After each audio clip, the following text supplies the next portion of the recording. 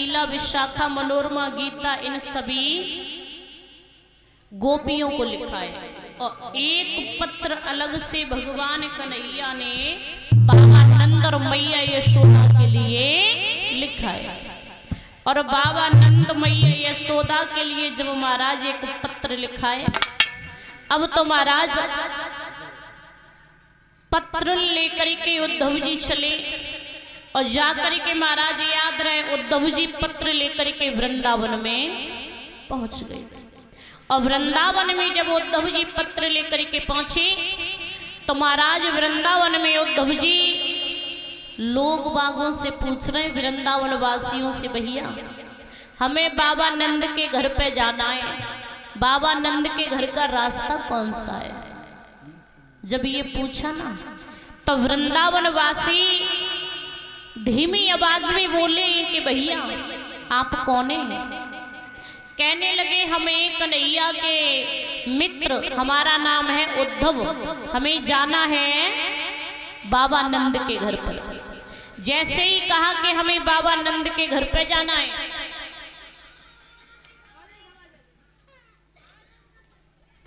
तो अब तो महाराज याद रहे वृंदावन वासी कहने लगे क्यों भैया आपको बाबा नंद के घर का रास्ता पता नहीं है कि बाबा नंद के घर का रास्ता कौन सा है। कहने लगे ना बीरन, यदि बाबा नंद के घर को रास्ता पता ही हो तो हम आपसे पूछते ही क्यों है? तो वृंदावन वासी बोले भैया बड़े नादान लग रहे हो तुम।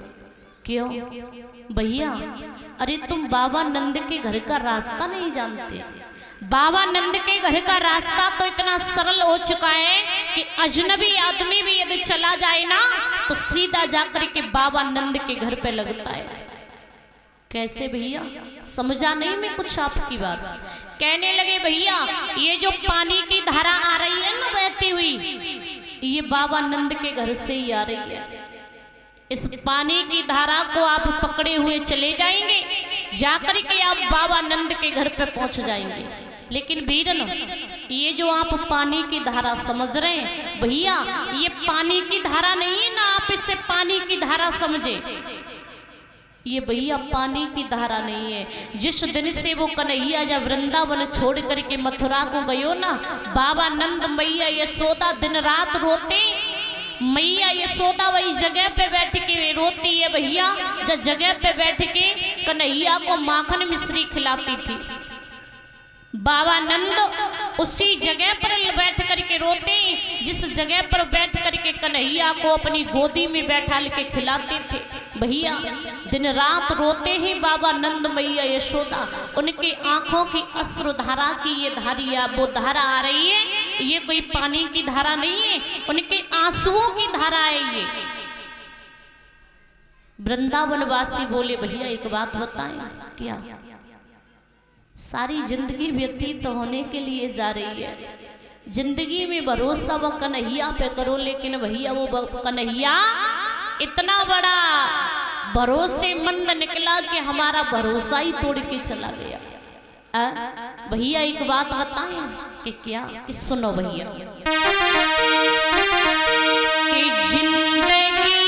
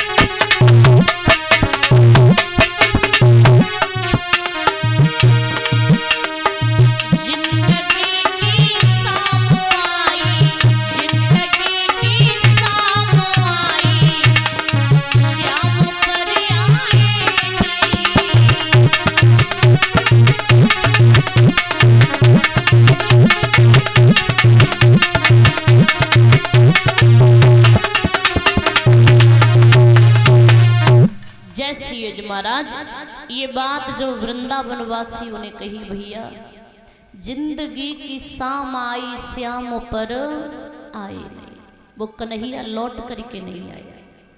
जा करके महाराज बाबा नंद के घर पे उद्धव जी पहुंचे, और बाबा नंद के घर पे जब उद्धव जी पहुंचे तो याद रहे सुखदेव जी बोले, हे राजन परीक्षित,